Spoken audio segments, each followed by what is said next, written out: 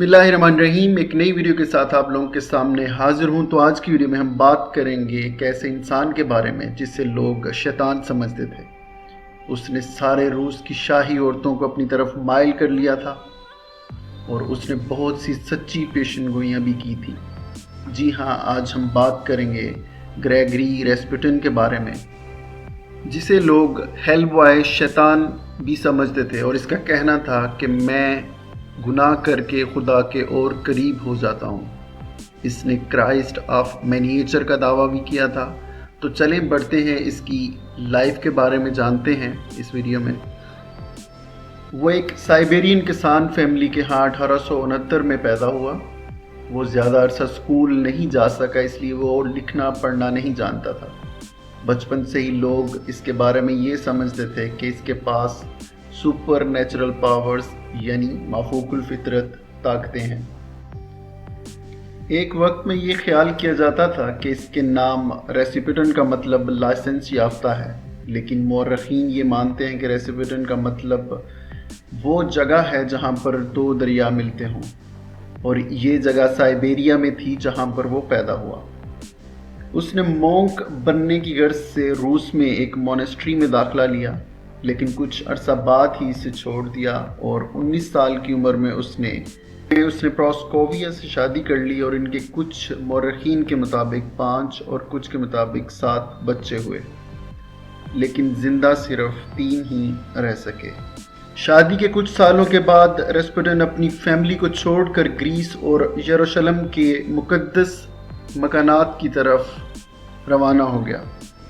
1903 में रेस्पुटिन की आवारागर्दी उसे सेंट पीटर्सबर्ग ले आई, जहां वो एक सूफी और ईमान को ताज़ा कर देने वाले बुजुर्ग की शोहरत हासिल करके पहुंचा।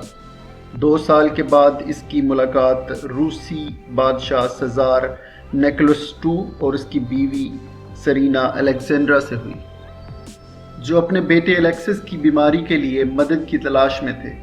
रेस्पुटिन ने जल्द ही इन दोनों का एतमाद उनके बेटे की बीमारी का इलाज करके हासिल कर लिया, जो कि हेमोफीलिया में मुब्तला था और इसकी आंखों कानों से खून बहता था, और उस वक्त के तमाम डॉक्टरों ने उसे लाइलाज करार दे दिया था।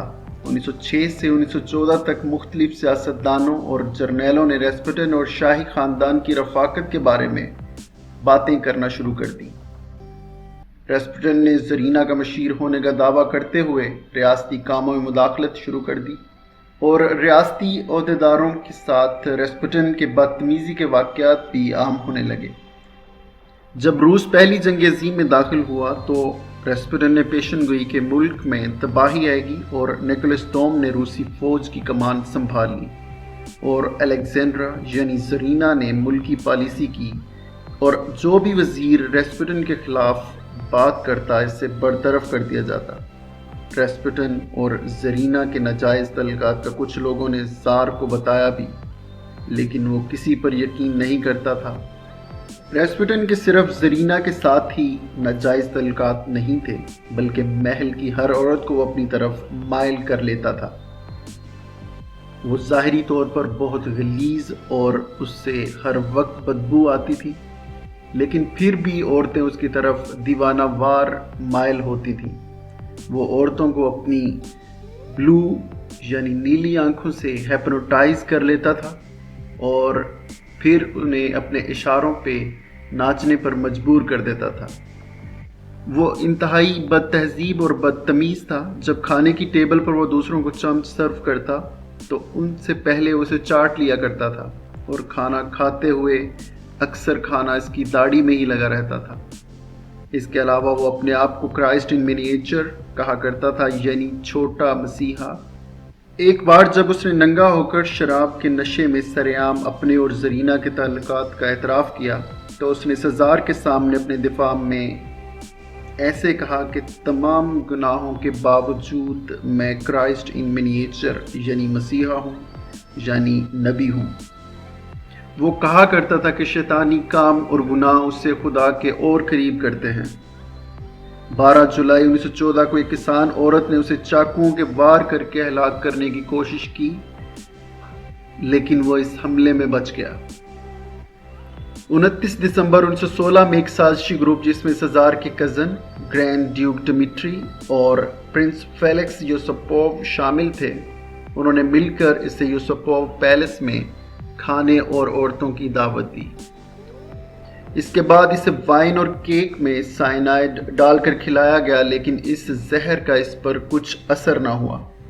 सभी हैरान थे और रेस्पुटिन उनसे बड़े नॉर्मल अंदाज से बातें कर रहा था।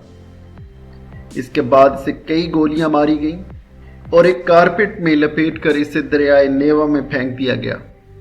इसके मरने के बाद निकोलस II यानी सज़ार ने इसकी आखिरी पेशन गोई पढ़ी, जो इसने सज़ार को लिखी थी, जिसमें लिखा था अगर इसे किसी गवर्नमेंट ऑफिशियल ने कत्ल किया तो शाही ख़ानदान को रूसी अवाम कत्ल कर देगी। और ये पेशन गोई 15 माह बाद पूरी हुई, जब सज़ार और इसकी वाइफ और इसके बच्चों को रूसी इनकलाब के दौरान कातलों के ज़रिए कत्ल करवा दिया गया। मरने के बाद जब रेस्पुटिन का पोस्टमार्टम किया गया तो जाते जाते वो दुनिया को हैरान कर गया, क्योंकि पोस्टमार्टम के मुताबिक उसकी मौत ना साइनाइड से हुई ना गोलियों से, बल्कि उसकी मौत डूबने से हुई। तो ये थी आज की वीडियो। आई होप आपको आज की वीडियो अच्छी लगी होगी। तो अगर आप इससे रिलेटेड इसकी मूवी देखना चाह रहे हो तो ऊपर स्क्रीनशॉट में मैं कुछ स्लाइड चला रहा हूँ, आप ये स्लाइड देख लो। अगर आपको अच्छी लगती है मूवीज़ तो आप ये देख सकते हो।